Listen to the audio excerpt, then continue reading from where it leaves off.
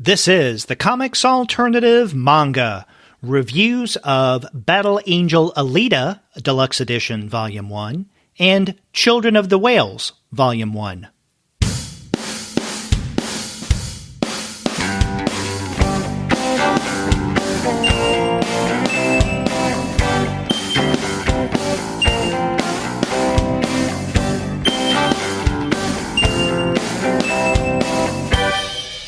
Hello, and welcome to another episode of the Comics Alternative Manga. I'm Derek.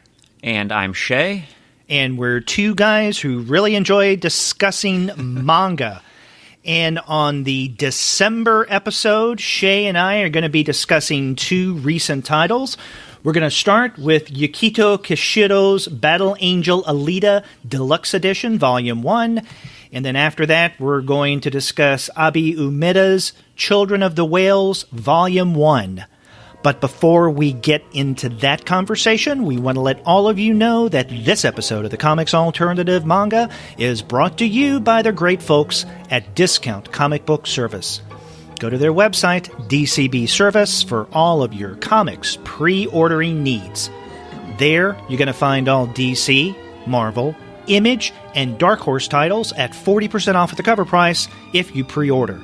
For all of the other publishers, you'll find that those discounts are 20 to 35% off at the cover price, and every single month you're going to find some unbelievable and mind-blowing specials. Sometimes those specials could be as much as 45% off at the cover price, sometimes 50% off the cover, but every now and again you can find discounts that are even more impressive than that. Like this month, you can get volumes of Ai Yazawa's Paradise Kiss for 25% off, and you can get Takeshi Obata's adaptation of All You Need Is Kill for 30% off. Yeah, I mean, great titles, and in fact, All You Need Is Kill is something at some point I'd like for us to discuss on the manga show. But you can find great discounts on a variety of manga, graphic novels, and individual comic books, bundled and otherwise. That's dcbservice.com. You gotta go there for all of your comics pre-ordering needs. And after you do get your manga there, please be sure to send them an email and tell them that Shea and Derek sent you. You know, Shea, I said at the opening of the show that this is our December episode, and technically it is. However, this is coming out the 2nd of January, 2018, and that's because you and I were not able to record the episode in time for it to come out by the 31st, primarily because of the holidays and traveling, and, you know, we were just really preoccupied. But we wanted to try to get the December show out ASAP, and I think that the 2nd of January is pretty darn quick. Yeah, and you know, sometimes life happens, but we're still going to try and get 12 episodes out this year, so listeners can expect a second January episode later in the month. That's right. In late January, Shea and I plan to discuss. In fact, we have titles that we're speculating on discussing for the January episode. So you will get a double shot in January of the manga show from me and Shea. Another thing, before we get into our discussion of the first book, Battle Angel Alita Volume 1, we want to give a really big thank you and a shout-out to Jason Roulaine. This is someone, and we've mentioned him on the manga show before. He emails us all the time and, in essence, keeps us up to date on what is about to be released from, let's say, Kodansha or Viz or Seven Seas. And I'm mentioning this, he emails us quite often, and we really do appreciate the updates. But a few months ago, he emailed us about the upcoming deluxe editions of Battle Angel Alita and even Battle Angel Alita Mars Chronicles. So, you know, since we're discussing Battle Angel Alita Deluxe Edition Volume 1 on this episode, we wanted to thank Jason for getting in touch with us and continuing to keep in touch with us and let us know about future releases and what he enjoys and recommends that we discuss on the show. Yeah, it's, you know, we're only human, and so we can't keep up with all of the impending releases, so it's it's nice when listeners let us know about books they're excited for, books that we might not have been aware of. Definitely.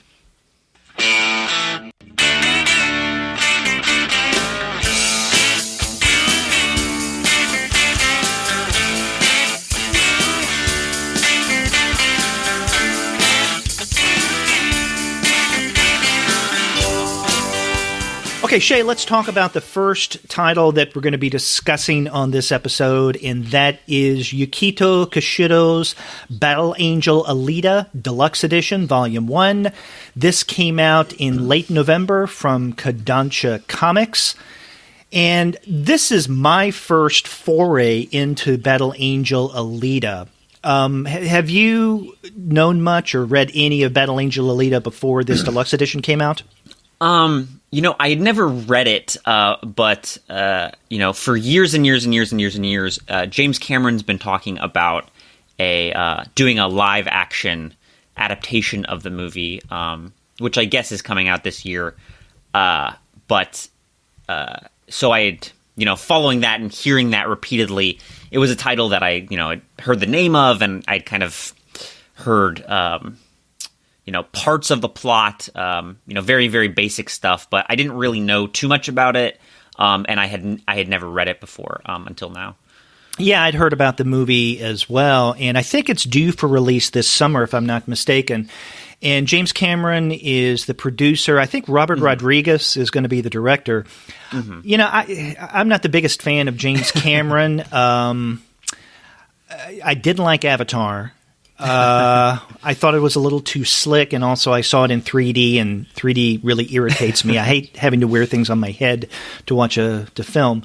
But I don't know. I don't have too high hopes for this film. I mean, look what happened with this past year in Ghost in the Shell. Yeah, I've seen the trailer. I don't know if you've seen the trailer yet. It does not inspire confidence, shall we say.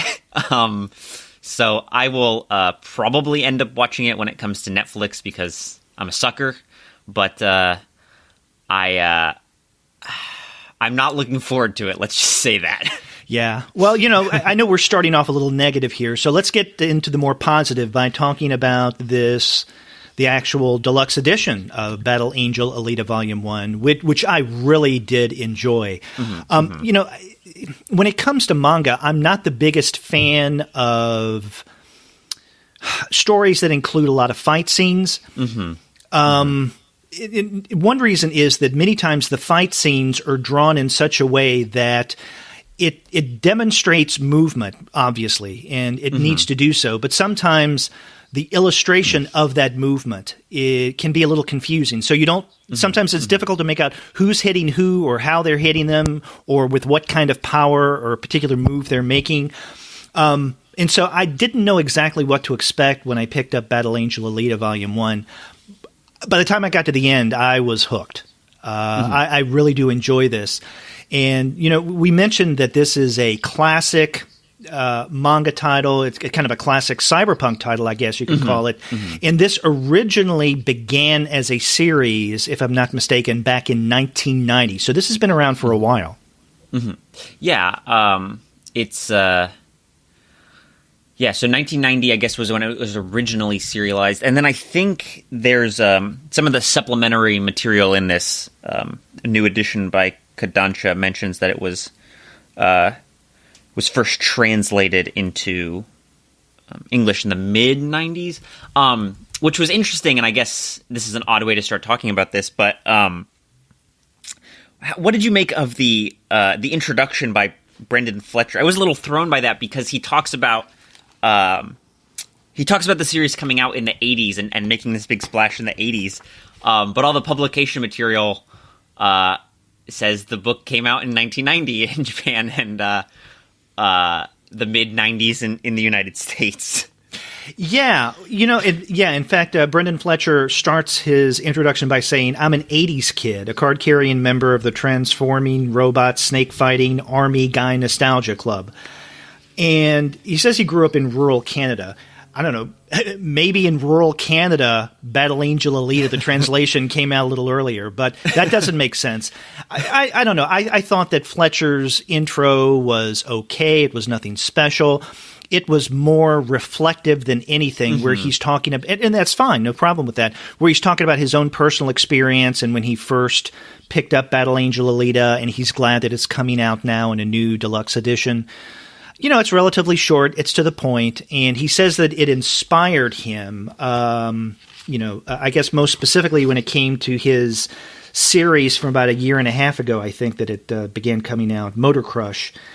So, in fact, there's even an image from Motor Crush in the introduction. So I thought it was okay. It wasn't the greatest. I would have probably better appreciated a manga critic, scholar, or reader that kind of situates Battle Angel Alita historically and culturally to kind of set the stage. And I think that Brendan Fletcher does that to a point, but again, his is much more of a personal introduction, which again, there's nothing wrong with that. It just didn't bowl me over. So I know you, getting into the comic itself, I know you mentioned that you really enjoyed this first volume. Do you want to start by talking a little bit about what the plot of the series is, or is to this point in the first volume? Yeah. In this first volume, deluxe edition of Battle Angel Alita, at least the way that I see it, the narrative is divided in two. So in the first half, we get an introduction to Alita, basically her backstory, or at least what we know of it so far. And then it evolves into her battle with this villainous creature named Makaku. And in fact, the name Makaku, I couldn't help but think of Macaca. What was it in that Senate race in Virginia several years ago? But anyway, this really big nasty called Makaku. And then in the second half of this deluxe edition, we get a relationship that develops between Alita and a young boy named Yugo, and what Yugo is going through. But basically what we have here at the beginning of this first volume is the setup, or I guess the premise of Battle Angel Alita. And that is, there is, I guess, a scientist who's also a hunter-warrior named Daisuke Ito. And basically, he is scouring what's called the scrapyard for anything that he could salvage and maybe use in terms of his experiments or his building of, cyber individuals, cyber life. And he comes across this young woman who has a head and I guess a torso, or at least most of her torso, but nothing else of the body. Now the brain is still alive. It's basically kind of shut down. And so he takes this creature back to his lab and basically, in essence, I guess, wakes her up, and he names her Alita because he doesn't know what else to call her. And Alita is actually the name of Ito's cat that had recently passed, and so that's why he thinks of that name. And Alita doesn't really remember anything about her past. And so, at least for the first several pages in the first part of this book, there is this kind of attempt to scour her memories to see what she's able to come up with, and she doesn't really remember much of anything. Ito provides her with a body and then cares for her. She eventually loses her body to this big bad Makaku, and then he provides her with a much more reliable and battle-ready body, what's called a berserker body. And basically this becomes the body that she uses throughout the rest of this first volume.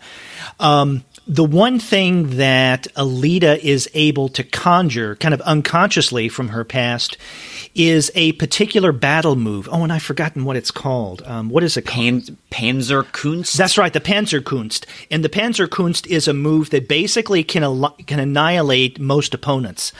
And when Ito sees it, he is like flabbergasted. He's really impressed. And when Alita does it, she doesn't know where it came from. but it has to have something to do with her past. She and Ito reckon, and maybe in future volumes we'll learn more about this Panzer Kunst move and more from Alita's past. So like Ito, she becomes a hunter warrior, and basically what hunter warriors are, they're people who go out and capture criminals for bounty. They're bounty hunters in essence, but they're battle-ready bounty hunters. And they can collect bounties on major criminals or even criminals who commit relatively minor crimes. It doesn't bring back much money, but at least with those who commit really bad, like murder or robbery, if they kill the person and bring back the head, then they can get the bounty. Mm-hmm. I think in towards the end, the what are they called? The deckmen, these like cybernetic police officers, refer to the hunter warriors as debugging the scrapyard. Yeah. And we've mentioned the scrapyard a couple of times, and this is part of the world that Yukito Kishiro has created that I find really fascinating. Okay, so basically, you don't get this from this first volume, but I was reading up on this on Wikipedia, and apparently the setting is actually the United States in the 26th century.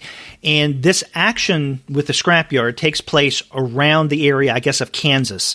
And in fact, there's a bar in this first volume called Kansas. And this is where the hunter warriors hang out. But again, we don't know this particular information that it takes place in the 26th century in the futuristic United States in Kansas. You don't get that from this first volume. But basically the scrapyard is, let's say, the ground level, okay? Floating, so to speak, above the scrapyard is this big city called Salem. And in this first volume, it is spelled Zalem. It sounds, I guess, a little like Salem, but it's Salem. And this is apparently where those who are better off live. We don't really know much about the residents of Salem from this first volume. And they basically dispose of the things that they don't want, their waste, in other words, down on the ground level, in other words, the scrapyard. And it's called the scrapyard for a reason. At the same time, the scrapyard is a place, this ground level, that provides Salem with sustenance. And there's even speculation that there is a realm above Salem, but we don't know much about that. And in fact, in the second half of the book, the young boy that I mentioned earlier, Hugo, he does have a theory that there is a world above Salem that's like even better and higher up, so to speak, on the social scale from the Salemites, if that's what they're called. And so there is a hierarchy in this world. And that's one of the things I really appreciated about Battle Angel Alita is the social and political message that it's not obvious, it's not overt, much more subtle, because you're talking about those who have and those who have not, and how those who have in many ways exploit those who are less fortunate. Mm-hmm. Yeah, I'm glad you mentioned the kind of schematic of this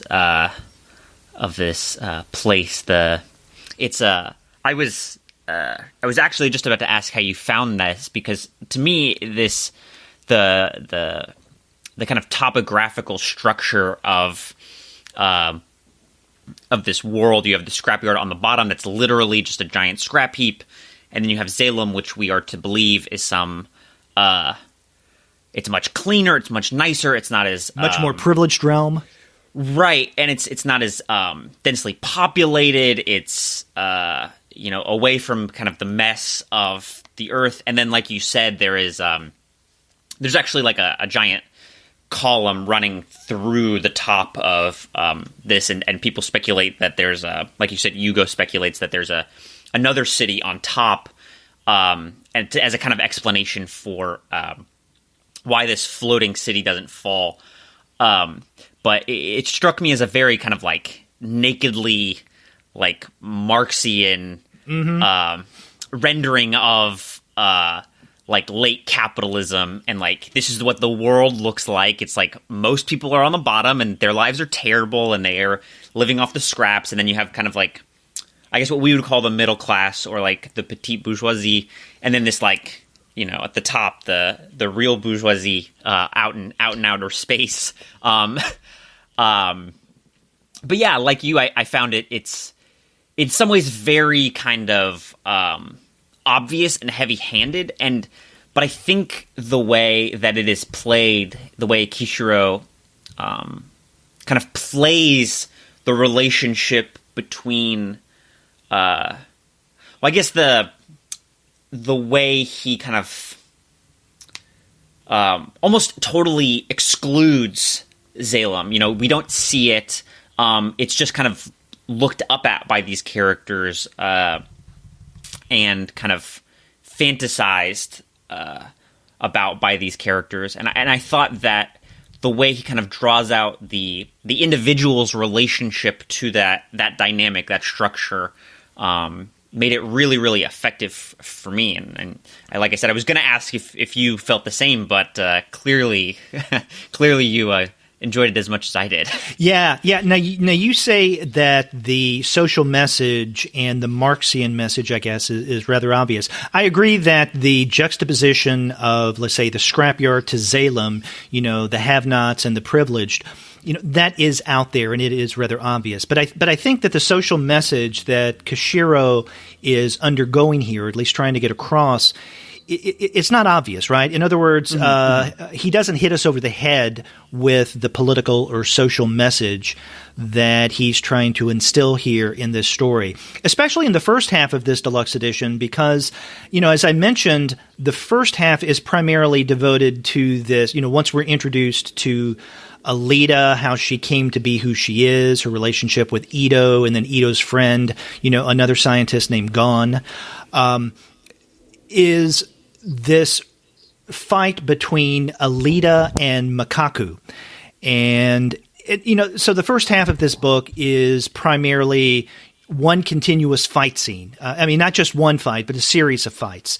And Alita basically devoting herself to taking Makaku down, and Makaku, who is, I think, the most wanted and the most dangerous bounty that's out there. To the point that the other hunter warriors will have nothing to do with him because they know that, they're going to get killed if they try to go after him. Yeah. But the first time we see this character, to give readers who haven't, or listeners who haven't read the book, an impression of this character, the first time we meet this guy, his brother is trying to buy a dog, and the owner of the dog won't sell him to him, so this Makaku character just picks up a random bystander, rips off the skull, and, sucks out the, brain juices, I guess, because he's an endorphin addict, yeah. So he's he's a pretty nasty character. Right, he is. And I think one of the reasons that Alita devotes herself to taking Makaku down is because at one point, and this is when I think Makaku had destroyed Alita's first body, Ito shows up and he's trying to fight Makaku as well in order to save Alita. And in the process, Makaku, who had, I guess, on his head at one point, this spike. I guess that's how you describe it. But it's a spike that can detach itself and pierce an opponent, and so the spike goes into Ito. Now, it doesn't kill Ito, but it incapacitates him. And that really upsets Alita, so she devotes herself to going after Makaku. But what we were talking about in terms of the social political message, I think it comes out much more strongly in the second half of the book when we get to the story of Yugo and then Alita's relationship with her, because Yugo is a young guy who is trying to earn enough money, or what do they call it, chips? Is that the currency? Where he can, or at least he's told, if he pays enough in chips, he can make it to Salem. And Yugo is working for a guy named Vector, and Vector is someone who tells Yugo that if you give me so many million chips, then I can get you to Salem. Now, we learn later on that basically Vector is just blowing smoke. He wants the money and that's it. So basically he's having Yugo do what he's doing in order to just get Yugo's money. And what Yugo is doing is he is stealing people's spinal cords. So this is a world that's populated not only by humans, but also cyborgs. And so whether you're a cyborg or a human, you have a spinal column. It's an organic spinal column, and those are worth a lot of money. So what Yugo and a couple of other guys are doing is they are playing out a scheme where they can lure people to where they can knock them out and take their spinal cord. I mean, it sounds really gross, and in many ways it is. But, Yugo, to be such, I guess, an attractive character to some degree, is doing some really nasty, underhanded things. But he's doing it in order to get up to Zalem, because that is his dream. And so I think it's with the Yugo story in the second half of the book that we get much more of the social political dynamic that goes on between, let's say, the scrapyard and Zalem, and then the possibility of a higher world from Zalem, that you mentioned may even exist out in outer space. Mm-hmm. Yeah, I think I would agree with pretty much all of that. I think the real core theme and the core thread of this series, at least so far, is this. It does. A lot of the stuff that we talked about when we talked about Ghost in the Shell. It's this kind of interrogation or this thinking through of like, what does it mean to be human? Is there a kind of point at which a cyborg becomes non-human? And kind of what is humanness? What is the expression of that? What is the performance of that? And I think Kishiro explores that here in a really interesting way. Going back to something you said earlier, when you mentioned that Kishiro doesn't really hit us over the head with the kind of the implications, shall we say, of the organization of the society or the city, that literal ladder. And I would agree. I think Battle Angel Alita succeeds primarily because it really effectively accomplishes what a lot of my other favorite cyberpunk stuff does, like Neuromancer or the stories in Burning Chrome, or even something like Catherine Bigelow's Strange Days. It really picks up on these really insightful speculations of kind of like what late capitalism looks like. Like if you take this kind of like political economic logic and you kind of like extrapolate like what would this look like in 100 years or 200 years or 300 years, so on and so forth.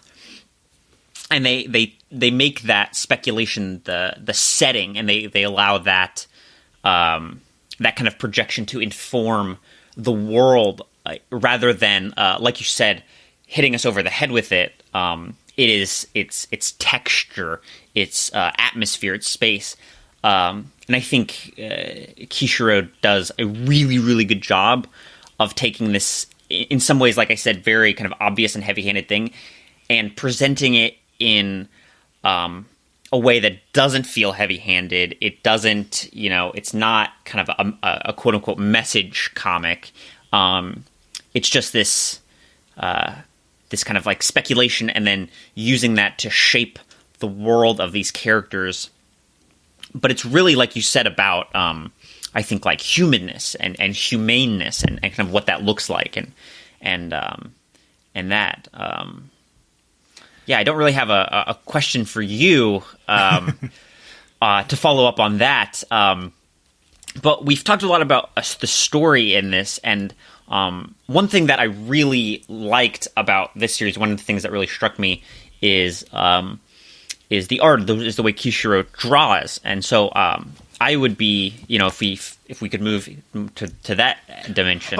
Okay, before we talk about the art, and I do want to talk about that because, like you, I really appreciated it. One thing you said a moment ago, I mean, I agree with you when it comes to the political messaging that's going on here, what you said about late capitalism and this being a commentary on that in a variety of ways. But you also mentioned something about the exploration of what it means to be human. At what point does a cyborg have so many parts that are non-human, that are non-organic, that they can no longer be called a human? And what do we call human? I don't know. Maybe I didn't read it the same way that you did. I didn't see this as clearly in I keep saying Battlestar, Battle Angel Alita, as I did in Ghost in the Shell. I think it's much more apparent there, this question of what it means to be human, in relation to cybernetics in Ghost in the Shell than I did in Battle Angel Alita. Now, I'm hoping that in future volumes that there will be more of this interrogation of what it means to be human, this, the humanness in a cybernetic world. It just seemed that in Battle Angel Alita, the whole idea of cyber bodies is just a matter of fact. And I don't know if Kishiro explored it as much as he could have in this first volume. I'm expecting this to be more apparent in later volumes. At least I hope it is. But I mean, there's really no question that Alita, to a large degree, is still human. And there's never any worry that she or even Ito has that, she, so much of her body is, a machine or a cybernetics that she's no longer human. I don't think that they really approach that much in this first volume.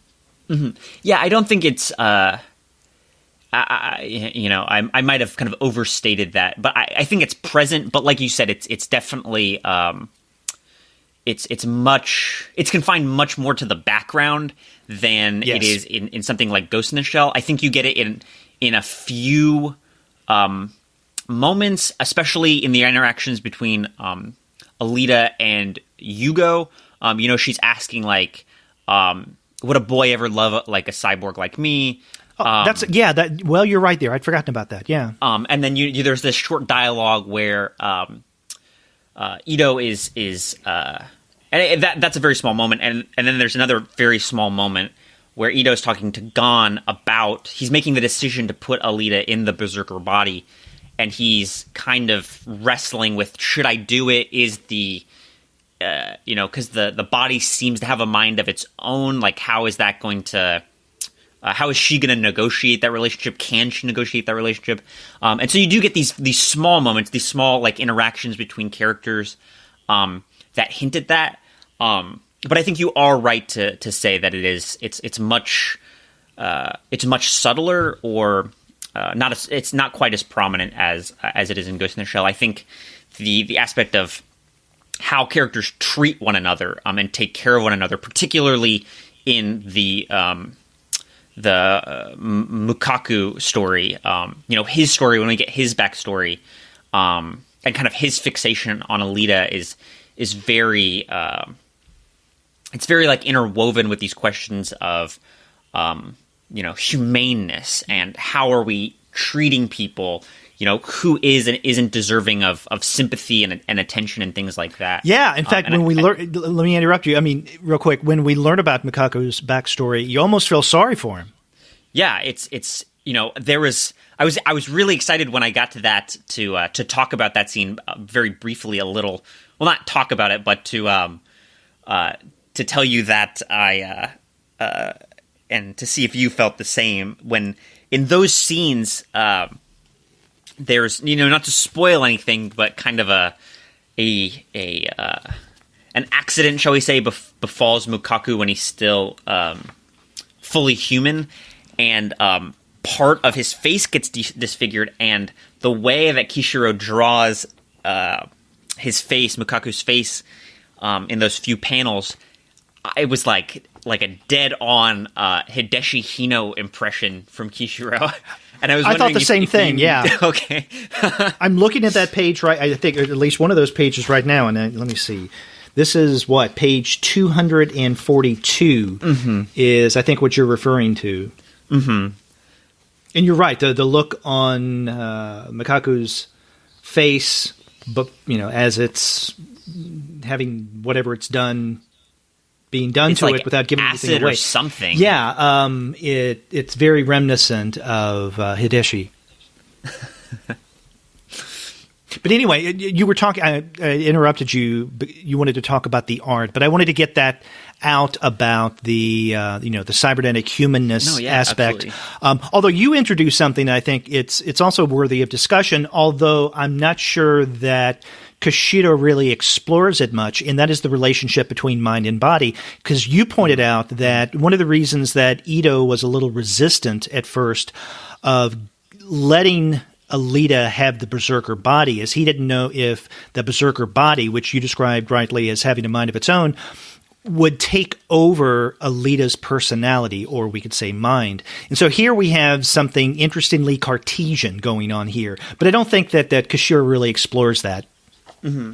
That's actually really interesting because towards the very end of the book I'm trying to find the kind of footnote to when this hunter warrior character tells Yugo return to substance, and the footnote is to pass beyond the troubles of the world and return to matter, a phrase from substantist thought, an offshoot of Cartesian dualism. That's right, yeah.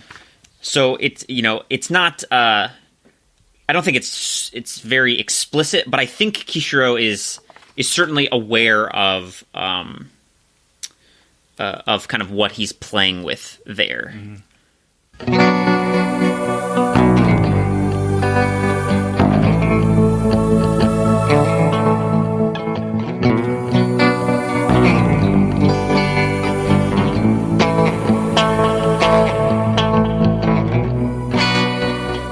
Okay, the art. So I think the thing that is really like the most iconic about this series and is being adhered to really faithfully in what we've seen of the live action is the gigantic eyes on Alita. And a lot of the faces are very stylized in a way that the setting and the spaces of the comic are not. What did you make of some of those, I guess almost kind of stereotypically manga facial renderings? Kind of a moe style? Yeah. With the big eyes? What did you make of those? Yeah. I have to be honest. I really didn't give it much thought. And I hadn't thought of her eyes as significantly larger than other characters in the book until you mentioned this. And then just now I was flipping through this volume and I see what you're saying. But interestingly enough, I really didn't think of that as I was reading this first volume. Mm-hmm. Okay. Why? I mean, what were you going to make of it?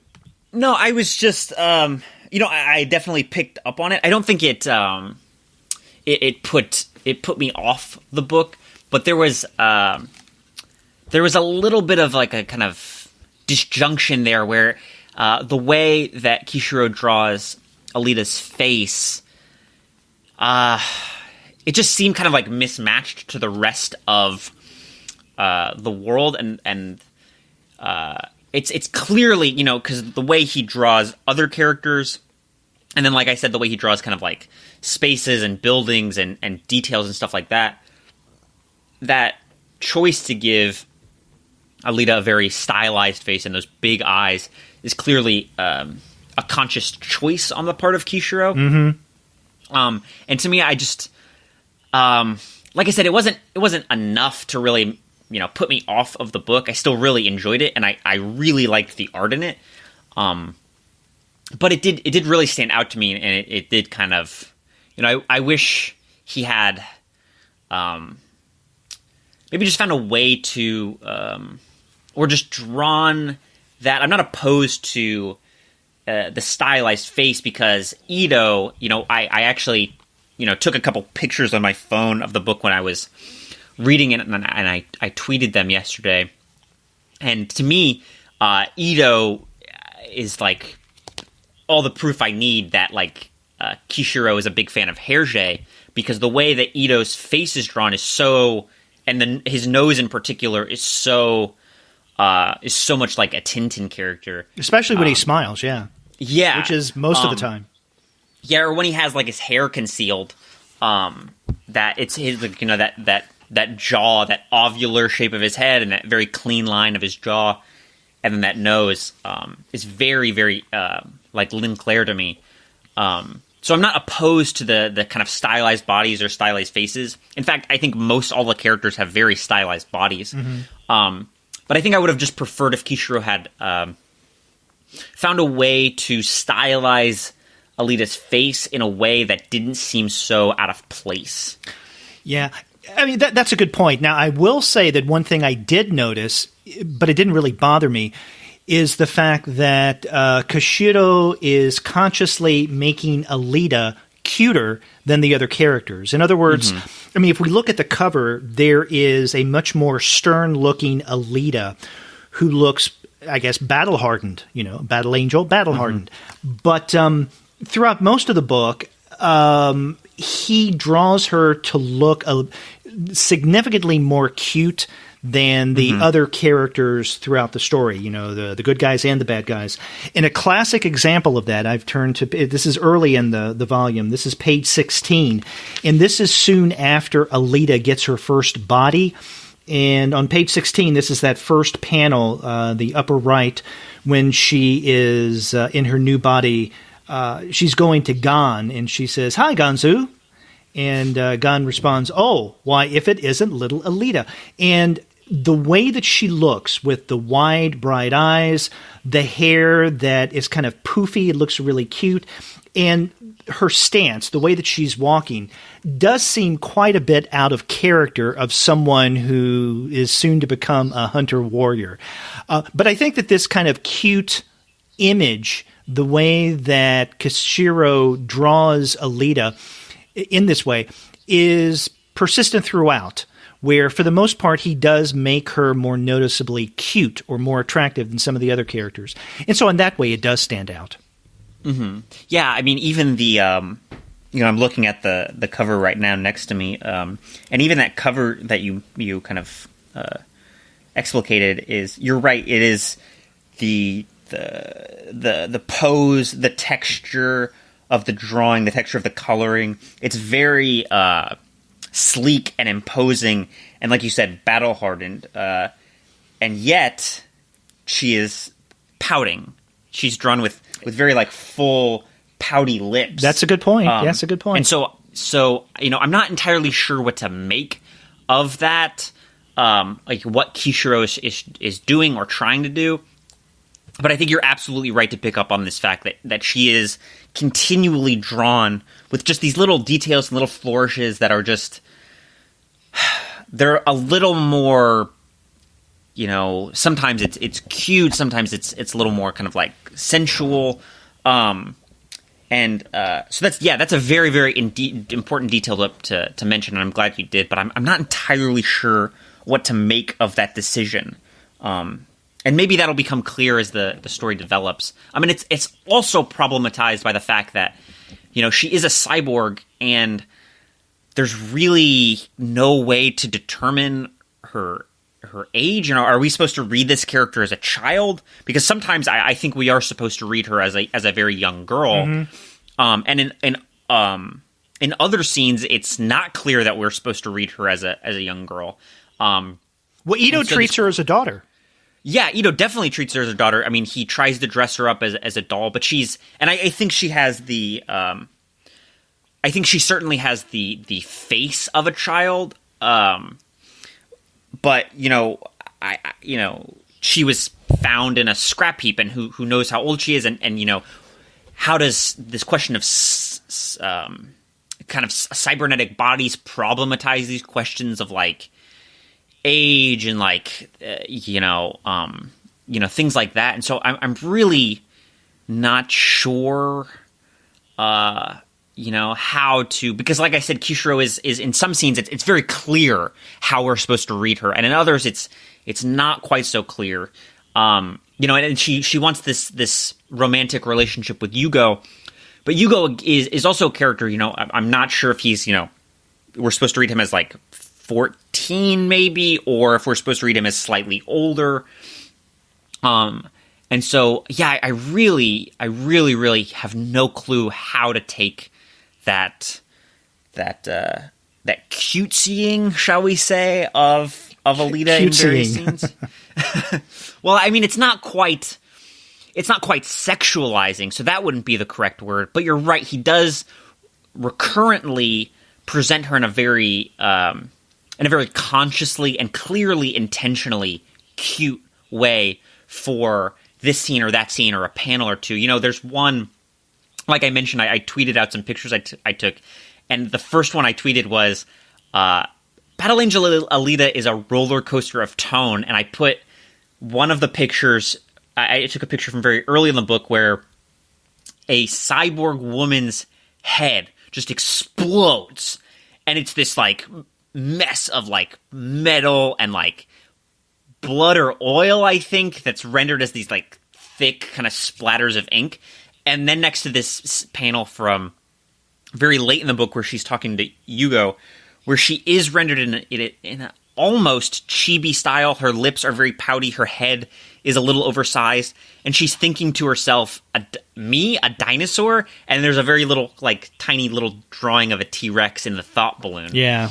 So there are scenes like that where it's very clear that Kishiro is trying to present her as this kind of almost juvenile, very cute, very childlike character. And so, yeah, I think cutesying is probably the best word to describe what he's doing there.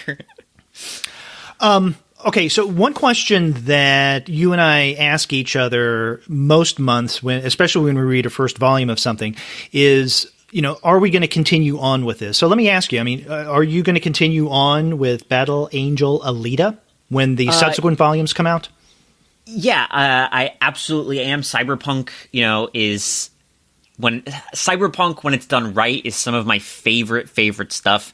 Just the texture and the aesthetic of, like, a good cyberpunk comic or movie or work of prose is just, for some reason, that just, you know, it just presses my buttons. And I think Battle Angel Alita is a really solid example of cyberpunk. I really am a big fan of the way Kishiro draws, and I'm really excited to see how he develops these characters. So that is a very enthusiastic yes from me.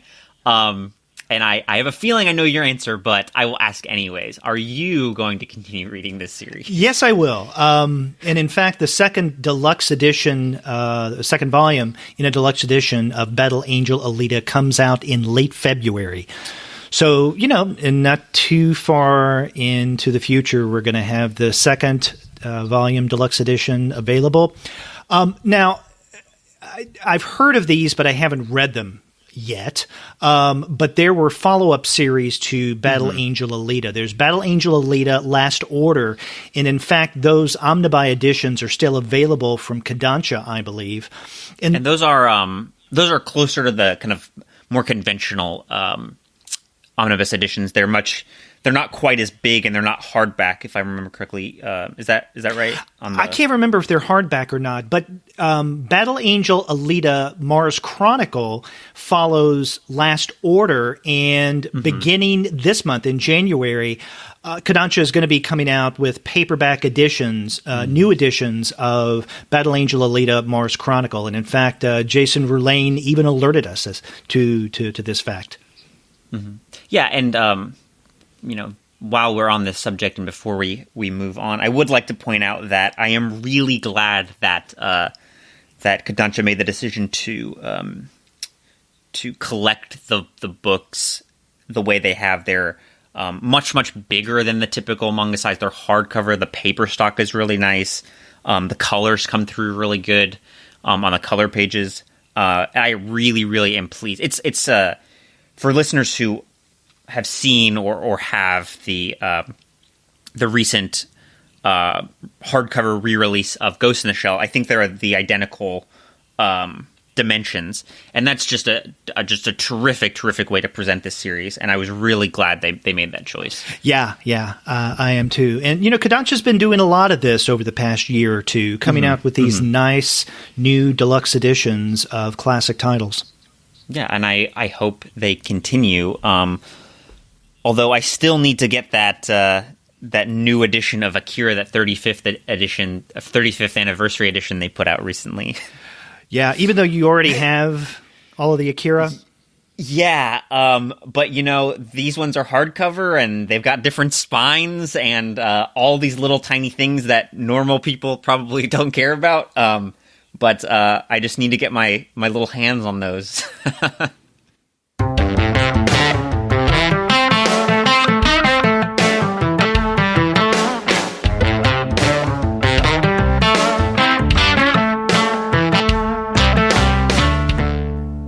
Okay, let's move on to the second title that we're going to be looking at on this episode, and this is Abe Umeda's Children of the Whales, Volume 1. This came out from Viz Media in November, and in fact, I think it was released on the 21st, the same day as Battle Angel Alita Deluxe Edition Volume 1. So we're being consistent here. And this is something that I didn't know about until I saw it solicited about 3 months ago in the previews catalog. And I read the description and I thought, it sounds interesting. I want to try it out. And so really not knowing much of anything about this title, I ordered this through my shop, Discount Comic Book Service, our sponsor, and got it relatively recently. And I have to say, I'm impressed. Yeah, like you, I saw your Goodreads, your little blurb, so I knew that you enjoyed it. But I think this is a book we're gonna disagree on a little bit, because I was kind of lukewarm on this one. Really? I mean, okay, so I was going to ask why so, and what is it that brought about this lukewarmness? But maybe we can start by talking about the premise. And then get into each of our takes on this first volume of Children of the Whales. Okay, so correct me if I'm wrong, and I'm saying correct me if I'm wrong because I think that what Umeda does in Children of the Whales is rather complex and multi-layered to the point that I found myself in certain sections of this first volume having to go back and reread certain sections in ways that I really didn't feel like I had to in Battle Angel Alita, because I didn't get the first time around what exactly was going on or what was being described in Children of the Whales. But basically what we have, I mean, this is another post-apocalyptic narrative, but it's a post-apocalyptic narrative that takes place in a world that doesn't seem to be our own. And the main reason I'm saying that is because the characters are on this vessel that they call the Mud Whale. And I'm still not sure if there's an actual whale, I doubt that there is, underneath this vessel that's propelling it. Who knows? Because that's really not described as much. I mean, the vessel, the Mud Whale, doesn't get a lot of attention outside of just, mentions here or there. In other words, we don't get much detail about the Mud Whale, although I guess toward the end of the book there is a brief map that tells us various places on the Mud Whale. But it is adrift in a sea, but it's not a sea of water from what I can gather. It is a sea of sand. Is that correct? Yeah, that is when they say it early in the book, and I almost couldn't believe it. And so when it's like a double take, huh? Yeah, when Umeda is drawing panels or compositions that get us a little distance, they show a little bit of the landscape. I was looking very closely. I was like, is that really sand? And I think it's literally a sea of sand that has currents. And there's it's implied that there's wildlife living in it. I know there's God, I forgot what they're called. It's like flying sandfish. Fish, yeah, living in the sand.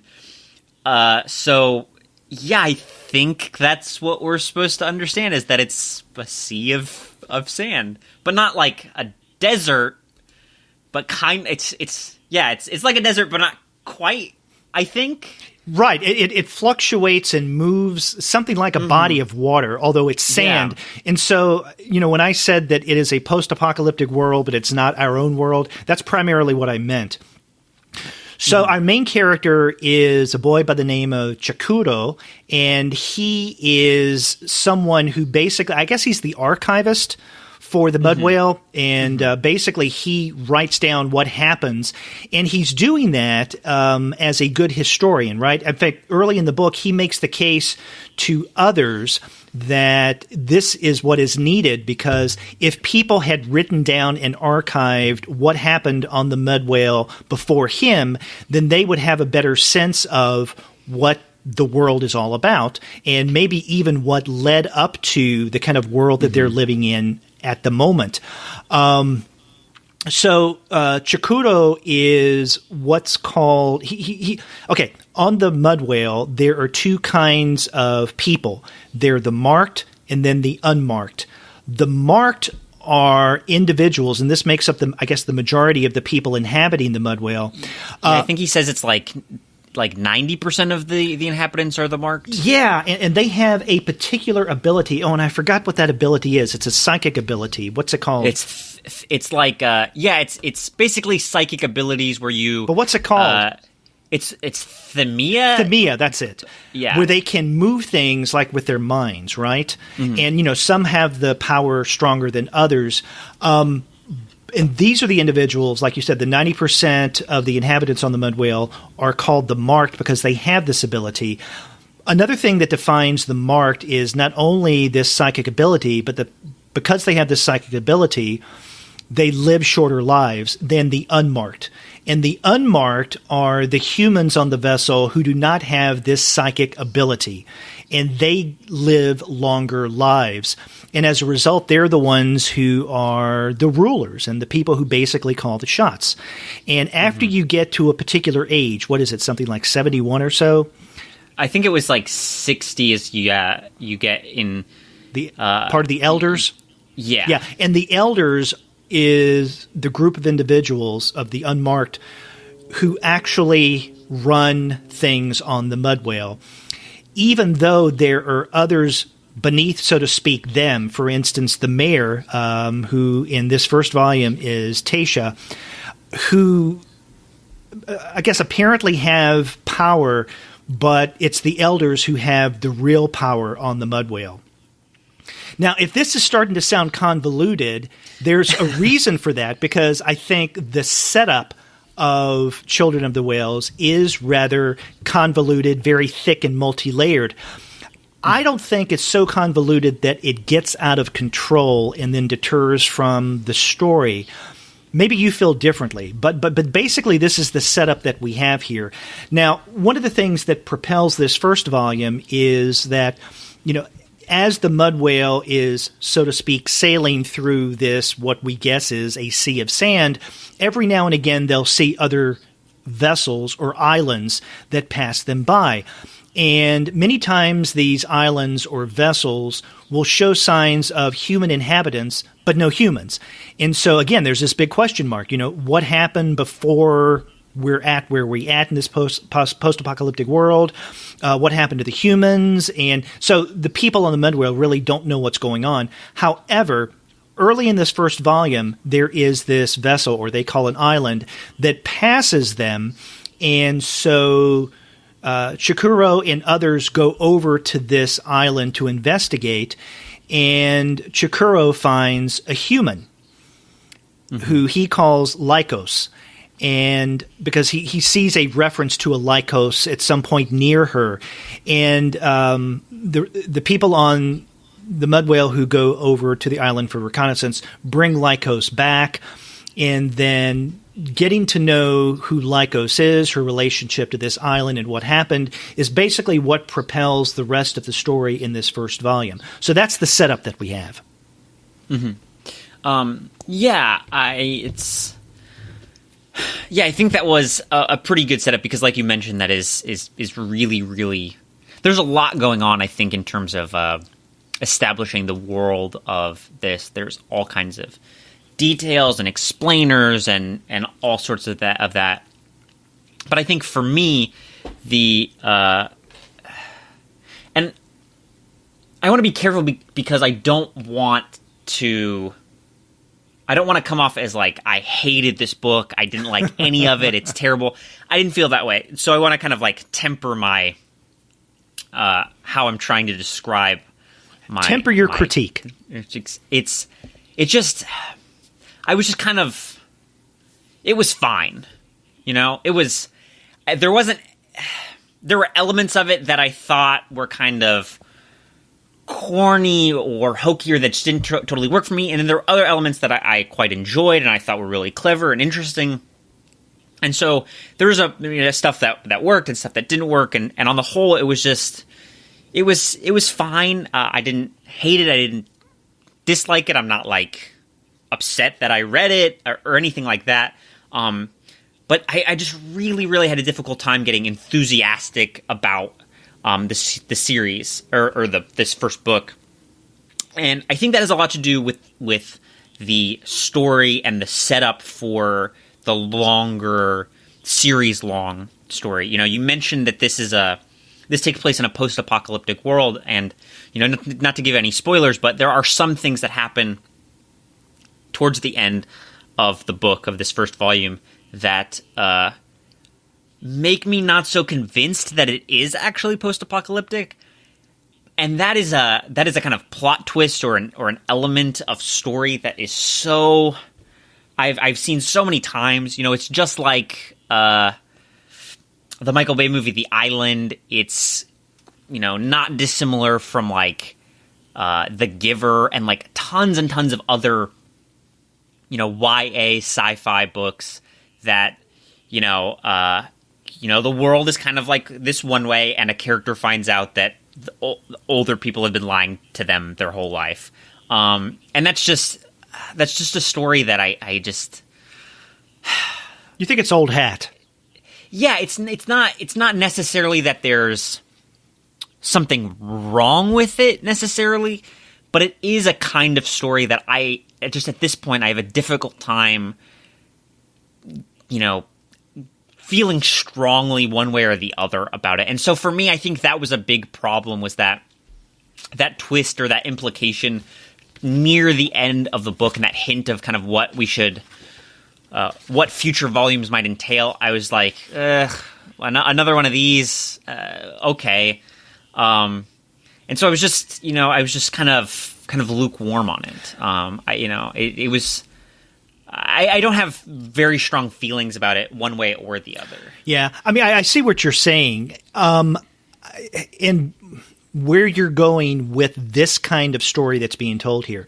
Now, I agree that toward the end of this first volume, we do get information that suggests the elders are not telling the others everything, right? So there are things that are being withheld from the vast majority of the residents of the Mud Whale, and that the elders hold that information for whatever reason. I didn't get, as you apparently got, that this may seem like a post-apocalyptic world, but it's really not, because the people, you know, such as, you know, Chikuro, think that it's one way, but the elders know that it's actually another way. But I did get the sense, obviously, that because we're told as much, that the elders aren't telling the others everything, and that they're withholding some information. We don't know exactly what that is yet. And I don't know, that part didn't bother me. I didn't really see that as kind of an overused trope in the way that you did. I mean, but I can see where you're coming from. Mm-hmm. Yeah, I mean, like I said, it's not... it's not the kind of thing that, like, I don't know, I'm having a difficult time thinking of an example, but it's not the kind of thing that's going to make me like, ugh, and like throw the book across the room. You know, it's not the sort of trope or convention or the kind of plot that's like so old hat or so tired, or there's just something about it that I hate so much. It's just so familiar that I'm just not particularly interested in seeing like a recapitulation of that. And so like I said, it's, you know, I want to be careful and not to suggest that, like, oh, anyone listening to this, like, don't pick up this book because it's terrible. Just that, like, you know, that kind of plot is just, I'm just kind of like lukewarm on it. Interesting. Because, see, I thought your criticism was going to be something along the lines that, you know, Omida is probably trying too much, so to speak. She's juggling too many balls in terms of creating this story world. Maybe overly ambitious to the point that it gets rather convoluted and confusing. I thought that may be where you're going there. That's interesting. I didn't find that it was confusing or convoluted, but I think you're right that there's a lot going on in this first volume. There is a lot of establishing this space and this community and this world. You know, what people's day-to-day lives look like, what do they have for entertainment, you know, what are their forms of punishment, you know, what this society, how it's formed in this very, very small space, dealing with these very unusual conditions, what that looks like. And I think that she does actually a pretty solid job of composing and then kind of representing or explicating this world for us. There's some elements where I think there's some expository narration. I think it's from Chikuro, but it might have been from another character. That I think, like, the scene or the page might have been a little stronger if that narration wasn't there, because you can get all of that information from the image itself, and so there were a couple instances where I just thought she was overwriting a little bit. But I think that she does a pretty solid job of taking this, of building a very, very complicated and fully three-dimensional world, and then presenting that for us in a way that kind of makes sense. And, you know, we have an understanding of what people's relationships are to what are their farming practices, and things like that. So yeah, I didn't have a problem with that aspect of it at all. I mean, was that something that you had I mean, did you feel that there were points where it became a little too much, a little too dense, and kind of became convoluted, or? No, I mean, I really didn't think that Umeda went too far. You know, as I mentioned, there were parts of this first volume that I felt that I needed to go back and reread in order to wrap my brain around what was going on and to get a better sense of things. But that's not necessarily a bad thing, right? I think that Umeda was being quite ambitious in building her story world in this first volume that we have.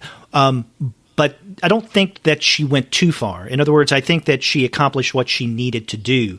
And you're right. One of the things we get in this first volume is, I think, a fairly good overview, maybe not in depth, but an overview of the kind of life that the individuals on the Mud Whale live. You know, for instance, you mentioned what happens when someone commits a crime and is imprisoned. Well, we get quite a bit of information about this. We learned that those who commit crimes are taken into a kind of a jail, and it's called the Belly.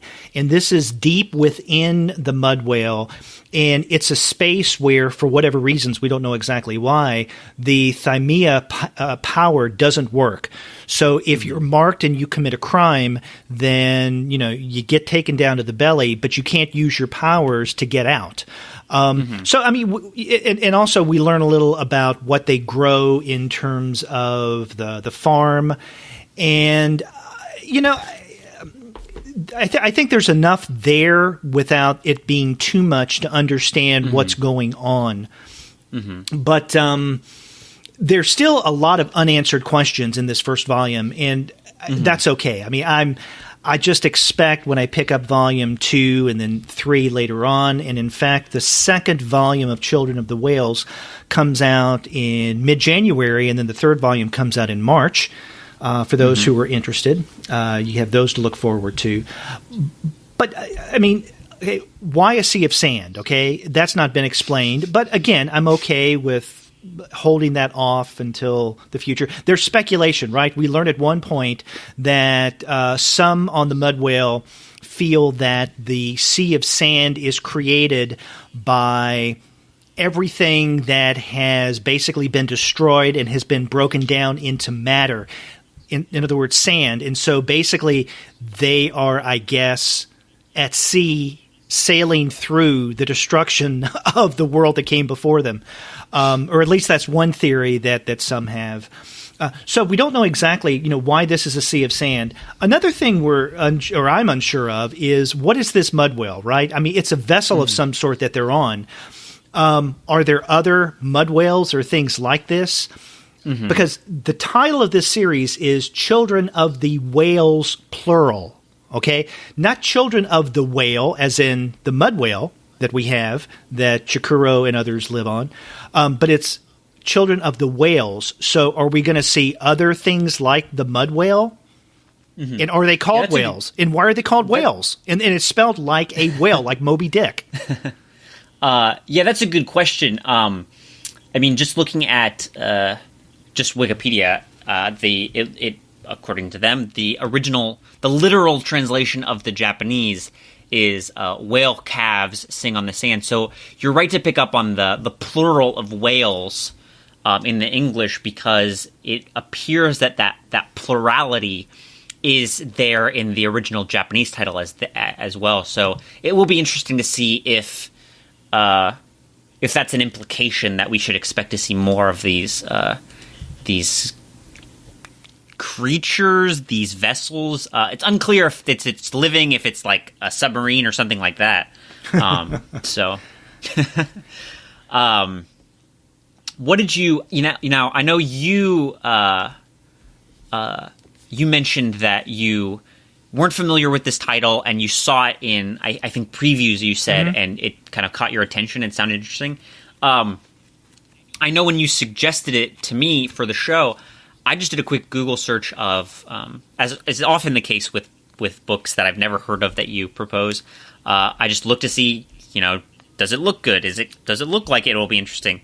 And I was really, really struck by the cover. I mean, the covers of this series are gorgeous, and I was really struck by the interior art as well. And so I'd be interested to see how your kind of thoughts on Umida's art throughout the book.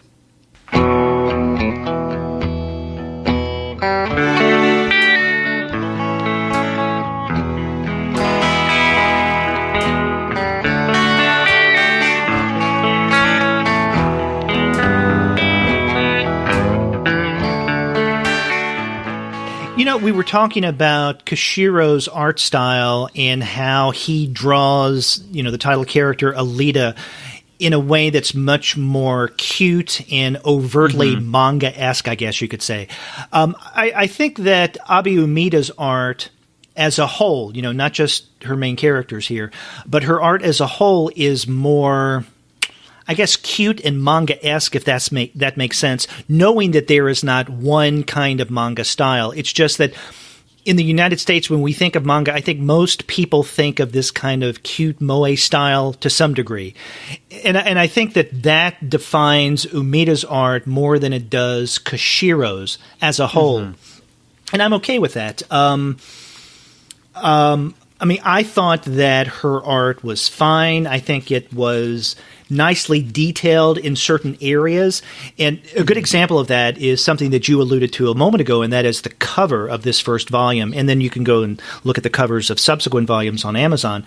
But as we have on this cover of the first volume of Children of the Whales, we have our main character, Chikuro, who is sitting down, and apparently he's holding in his hand the mud whale, but also marked on his body, and this gets to the detail, are the various symbols that I think, and correct me if I'm wrong, indicate this kind of psychic power, the thymia, that the marked display. Because whenever a character in this book uses the thymia, this strange power that they have, you see around them these almost rune-like symbols that kind of gravitates around them. It's like almost it's hovering in the air. And these kind of symbols decorate the body of Chikuro on the cover. And I like that kind of detail. Yeah, I'm glad you mentioned those kind of ruins, because I think in the way that they are drawn or incorporated into as a kind of visual element into the interior art seems kind of hokey. I wasn't really taken with it, but the way that they are drawn on those covers, and I think particularly the way those covers are colored, I think is just a really striking, beautiful image. And see, I took those characters, those rune-like figures, as indicators that some kind of psychic power, the thymia is being used at this point. Now, are those images visualized within the story? In other words, can someone in this narrative world see those images as a marked individual is using their power of thymia? I don't know. I don't know if it's ever apparent in this first volume if that's the case, but if nothing else, it's a visual indicator for readers that this power is being used. I think it is because one character describes it as that's the character's aura. That's right. Yeah. So I think that it is. I think it's supposed to be visual or visible to characters within the story, and not just to us as well. That's right. Something's being seen by the characters in here. You're right.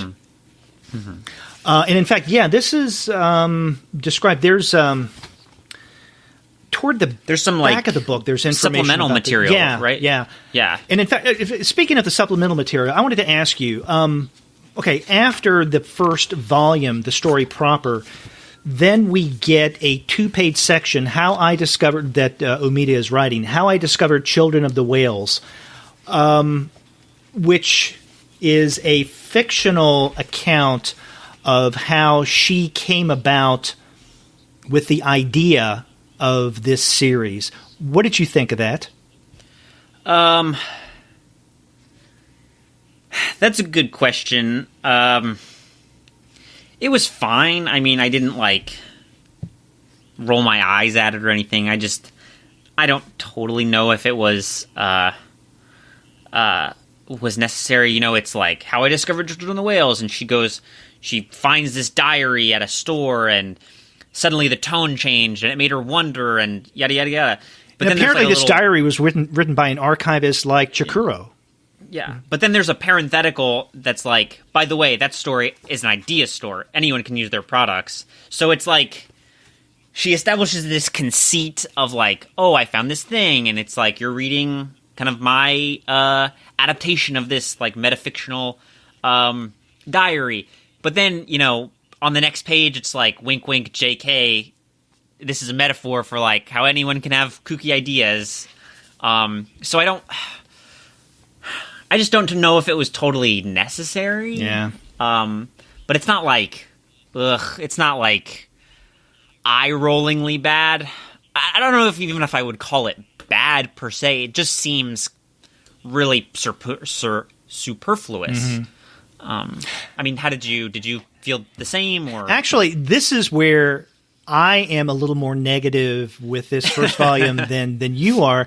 I thought it a bit hokey, and I thought that it was a little too cute. And I could see, at least I think I see, where Umida was going here. I can see how this can capture the attention of certain readers, just not me as a reader.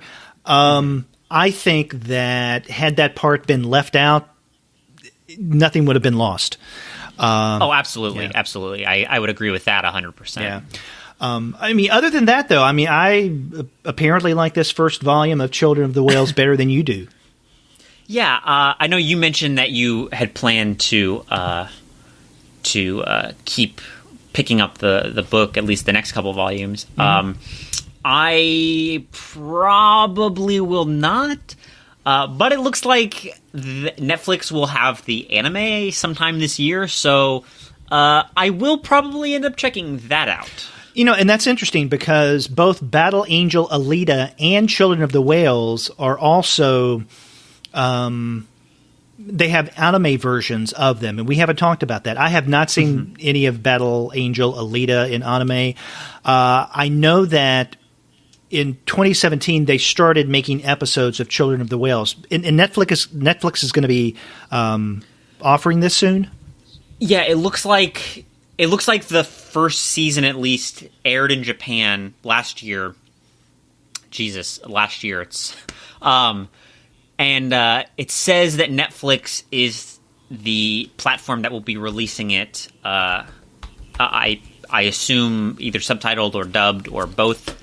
At some unspecified point in 2018. Oh, yeah, you're reading from the Wikipedia page, I see. Yeah. Okay, yeah. Yeah, I'd like to check it out just to see. I don't know. When I see anime versions of some of the manga that we read, more times than not, I'm not impressed. And I much prefer the manga than I do the anime. But, who knows? Maybe I'll check this out and like it.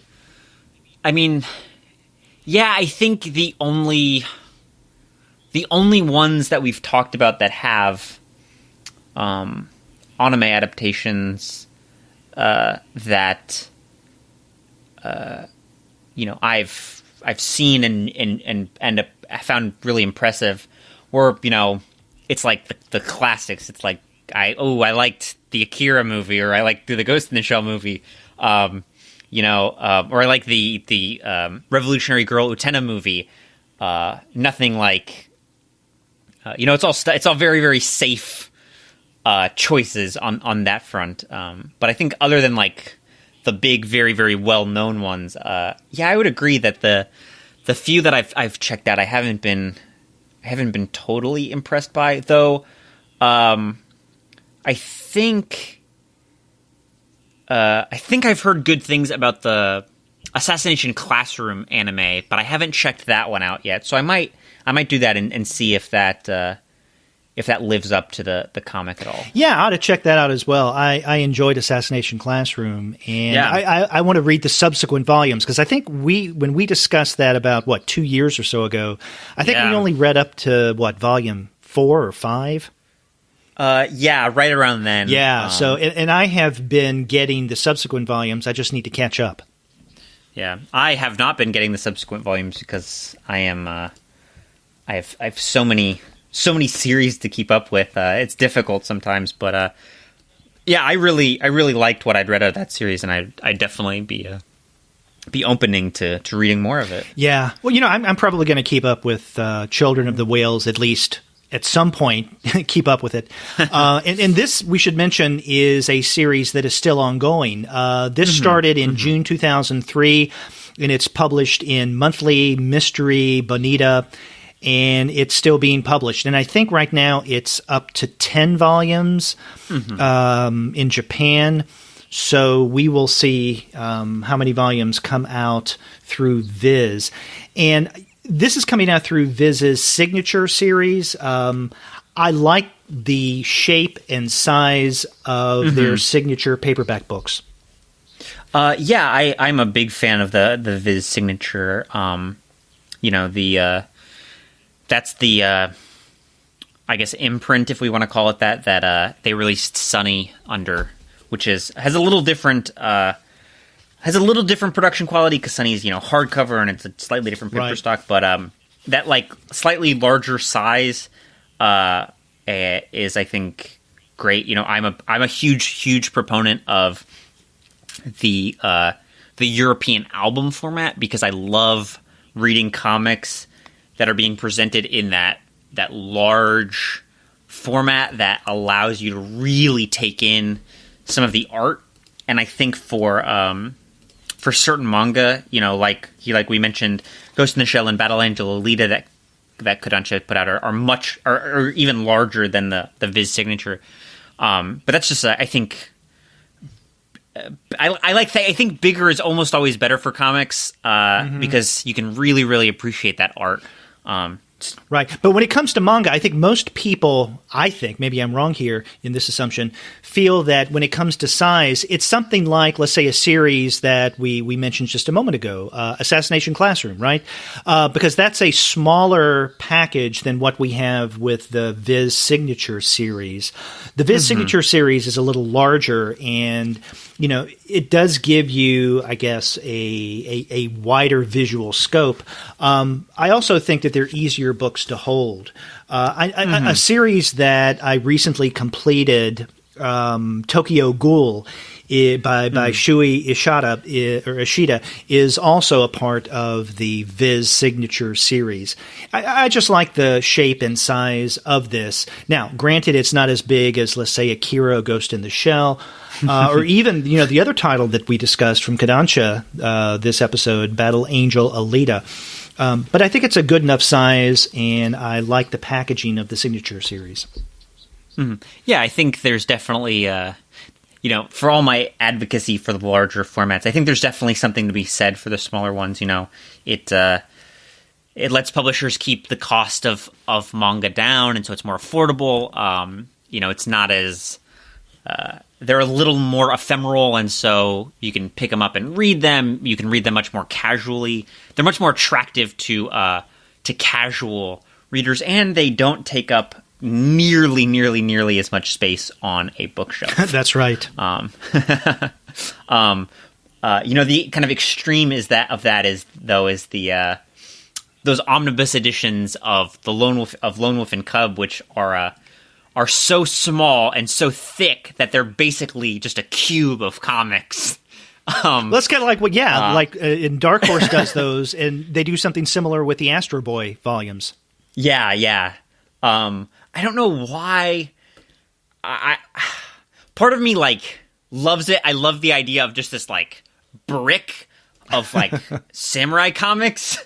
But they're not always the easiest to read when they're that small. Right.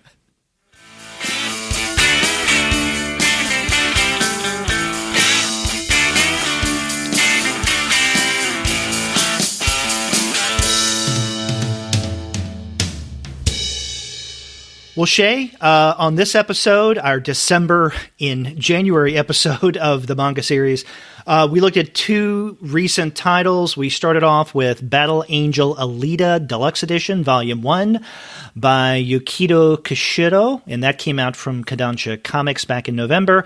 Also coming out in November is the second title that we looked at, Children of the Whales, Volume 1 by Abi Umeda from Viz Media. So, two really interesting titles. I liked both. You were impressed with the first, not as impressed with the Umeda book. But that happens, yes. That's life. When you read as many comics as we do, they're not always going to be winners. That's right. I really enjoyed both. And, if you listeners want to find great books like the ones that Shea and I just discussed, you would do well to visit the website of our sponsor, which is Discount Comic Book Service. Go to dcbservice.com, and there you're going to find a ton of manga at great discounts every single month. That's dcbservice.com. And after you do check out the manga there, get in touch with us and let us know what you're going to be reading. And, just like Jason, give us recommendations of what Shea and I can discuss on future manga episodes. You can contact us by going to our website, comicsalternative.com, and there you'll find you can leave us a voice message via SpeakPipe online. Or you can call us the old-fashioned way by picking up the phone and dialing 4153-COMICS. That's 415-326-6427. You can also send us some electronic mail. You can send the show electronic mail or email at 2guys@comicsalternative.com. If you want to email me directly, you can email me at shay@comicsalternative.com. And Derek, what is your email address? Curiously enough, Derek@comicsalternative.com. And you can find us all over social media. We're on Facebook, Twitter, Tumblr, Instagram, Google+, Goodreads, Pinterest, YouTube, and we have a Slack channel, so please join us and sign up for that. You can subscribe to the podcast through Apple Podcast. You can stream us on Stitcher. You can also find us on TuneIn, on Spotify, on iHeartRadio, and on Google Play Music. But you can find every one of our episodes, as well as the many reviews and comics-related commentary that we post on our blog, simply by going to our website, comicsalternative.com. So a lot of ways for people to get in touch with us. Yep, they're gonna have to start inventing new social media just so we can add more. That's right. And, I do want to underscore something I mentioned just a moment ago, and that is our Slack channel. A couple of months ago, we did set up a Slack channel, and if you go to comicsalternative.com/Slack, you'll see that there is a button you can click to get an invitation to join us. And we're using that as a kind of forum, a place for listeners and comics enthusiasts and manga enthusiasts to share their ideas about what they're reading, what they listen to on the podcast, and a whole variety of things. So definitely check out our Slack channel. And remember, Shea and I will be back later in January for our January manga episode. Until then, I'm Derek. And I'm Shea. Take care.